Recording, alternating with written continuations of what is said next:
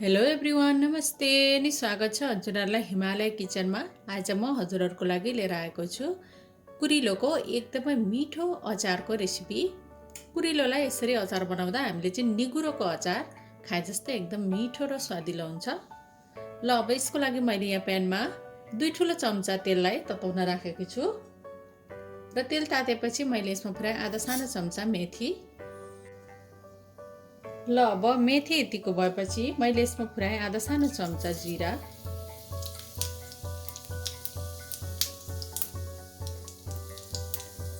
दुईटा रातो सुकेको खुर्सानीलाई यसरी भाँचेर राखेँ।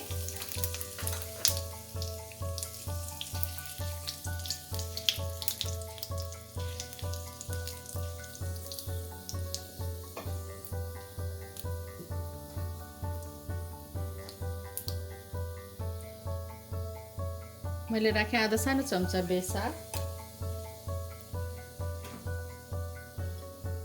र एउटा मिडियम साइजको आलुलाई राखेँ। मैले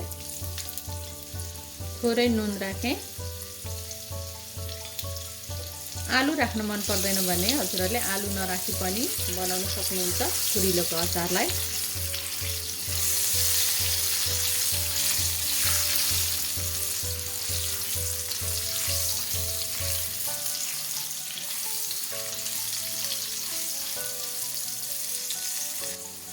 अब छोपेर 2 मिनेट जति आलुलाई पकाउनु पर्छ।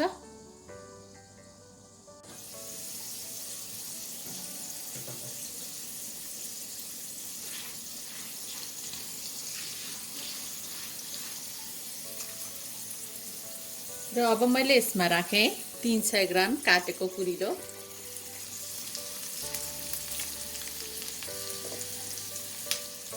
नुन राखेँ मैले। अब यसलाई चलाइदिउँ।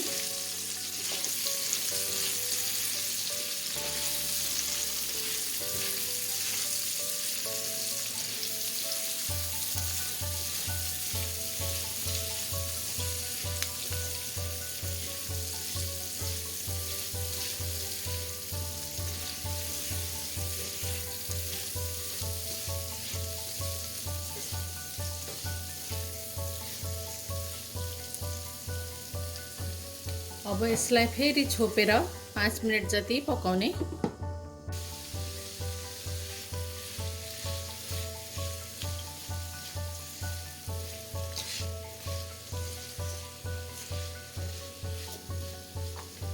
मैले यसमा राखेँ 1 सानो चम्चा कुटेको लसुन र अदुवा। मिक्स गरिदिउँ।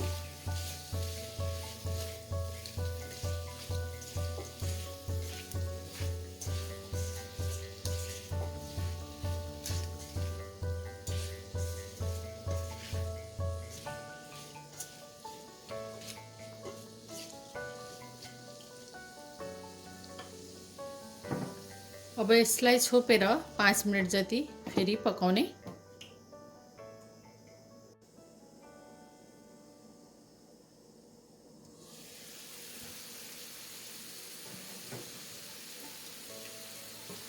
पाँच मिनेट छोपेर पकाएपछि अब हाम्रो कुरिलो यतिको भएको छ।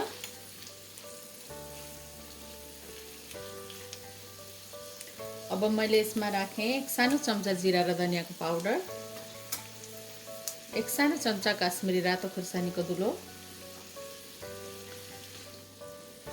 यसलाई एकदमै पिरो अचार बनाउनको लागि रातो पिरो धुलो खुर्सानी राख्न सक्नुहुन्छ हजुरहरूले।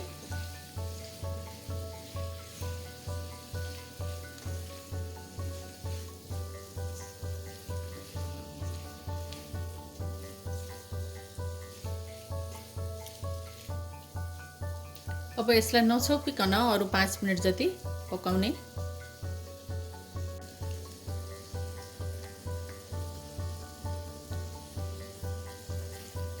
र अब यति बेला भएपछि मैले यसमा राखेँ एउटा सानो साइजको प्याजलाई चाहिँ म पछिबाट राख्दैछु किनभने यो अचारमा प्याजको काँचो टेस्ट आउँदा एकदमै मिठो हुन्छ। मैले राखेँ 2 ठुलो चम्चा कागतीको रस, 2 ठुलो चम्चा पिसेको कालो तिल, 2 ठुलो चम्चा जति धनियाको पत्ता। अब यसलाई मिक्स गरिदिउँ। पिरो अमिलो आफूलाई कतिको राख्न मनपर्छ त्यही अनुसार राख्दा हुन्छ। ड्राई मन पर्दैन भने हजुरले यसमा थोरै पानी राखेर यसलाई बनाउन सक्नुहुन्छ। एकदमै मिठो कुरिलोको अचार बनेर रेडी भइसक्यो।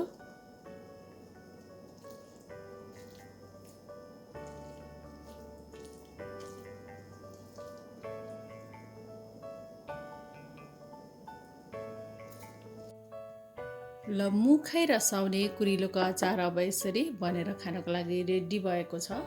हजुरहरू पनि यसै गरी कुरिलोको अचार बनाएर खानलाई ट्राई गर्नुहोला। एकदमै मिठो हुन्छ यसरी बनाउँदा र कुरिलो चाहिँ हाम्रो स्वास्थ्यको लागि एकदमै स्वास्थ्यवर्धक पनि हुन्छ। हस् त यो रेसिपी हजुरहरूलाई राम्रो लाग्यो भने हाम्रो भिडियोलाई लाइक कमेन्ट सेयर गरिदिनु होला। यस्तै रेसिपीहरूको लागि हाम्रो च्यानललाई सब्सक्राइब पनि गरिदिनु होला।